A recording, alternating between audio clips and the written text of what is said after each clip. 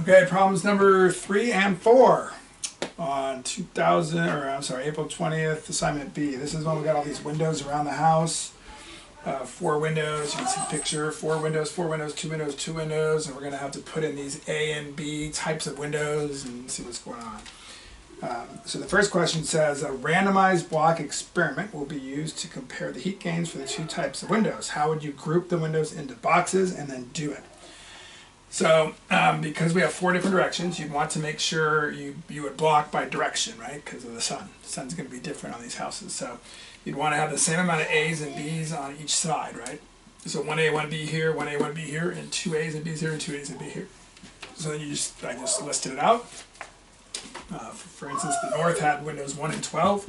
So I put A in 1 and B in 12. I could have switched it. Same thing here. And I could have switched these in. As long as there's 2 and 2, it doesn't matter where they would go. Because we're going to do it randomly in the next step anyway, but that was just the way I picked it. And then it just said describe how you would do it.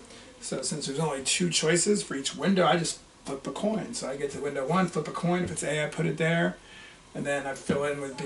And then I just said when I run out of one type, on a side I just fill in the rest. In other words, if I flipped heads and went A, then I just go B, B. So I'm clearly not going to flip for the last one.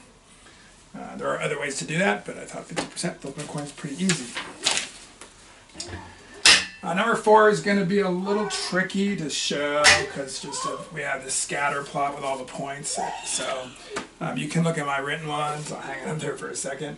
I know it's pretty small.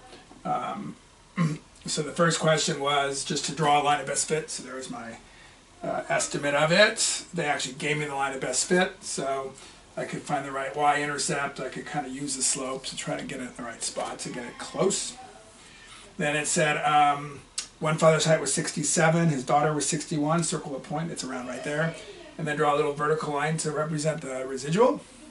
And then find that residual. So residual is y minus y hat, so I had to plug in that 67, here's my work, into the line of best fit. And I got out 63.71, so the residual is y, my actual value, which was 61, given here, minus the y hat of 63.71, got negative 2.7.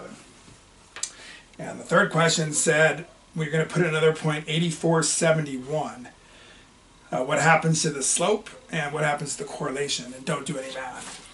So the slope was a little bit weird. The point was super, super close to the line. I guess I could have put it in to figure out how close. I didn't actually do that. But I actually said I didn't think the slope would change at all because that point is so close. I think it might be a little bit above the line if I remember right. I did this yesterday.